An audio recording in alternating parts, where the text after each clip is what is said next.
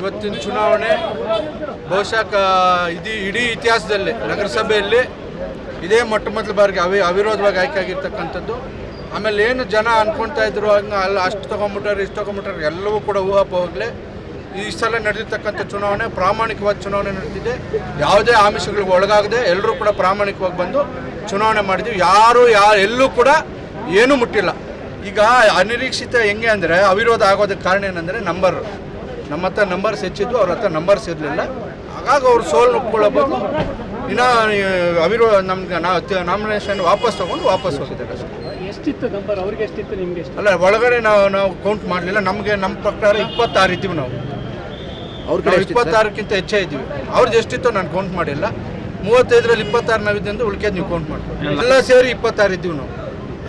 ಲಕ್ಷ ಕೊಟ್ಟು ಓಟ್ ಹಾಕಕ್ಕೆ ಲಕ್ಷ ಕೊಟ್ಟಿದ್ದಾರೆ ಅಂತ ಅವೆಲ್ಲ ಬೋಗಸ್, ಎಲ್ಲ ಊಹಾಪೋಹಗಳೇ. ಎಲ್ಲೂ ಯಾರಿಗೂ 4 ಆಣೆ ಕೊಟ್ಟಿಲ್ಲ. ಈ ಸಲ ಹೇಳಿಲ್ಲ, ಇತಿಹಾಸದಲ್ಲಿ ಇದೆ ಮೊದಲ ಬಾರಿಗೆ 4 ಆಣೆ ಇಲ್ದಿರೋ ಚುನಾವಣೆ ನಡೆದಿರೋದು. ನಾನು ವೈಯಕ್ತಿಕವಾಗಿ ಹೇಳ್ತಾ ಇದ್ದೀನಿ, ಪ್ರಮಾಣವಾಗಿ ನನ್ನ ಮಕ್ಕಳ ಮೇಲೆ ನಾನು ತಗೊಂಡಿಲ್ಲ. ಯಾರು ಕೂಡ ದುಡ್ಡು ಮುಟ್ಟಿದಿರೋನೇ ಚುನಾವಣೆ ಮಾಡಿರೋದು. ಟೂರ್ ಎಲ್ಲರೂ ಹೋಗ್ತಾರೆ. ಏನು ನಾವು ಹೋಗಿದ್ದೀವಿ, ಒಂದಿನ ಟೂರ್ ಮಾಡೋರ್ಗೆ ಹೋಗಿ ವಾಪಸ್ ಬಂದಿದ್ದೀವಿ.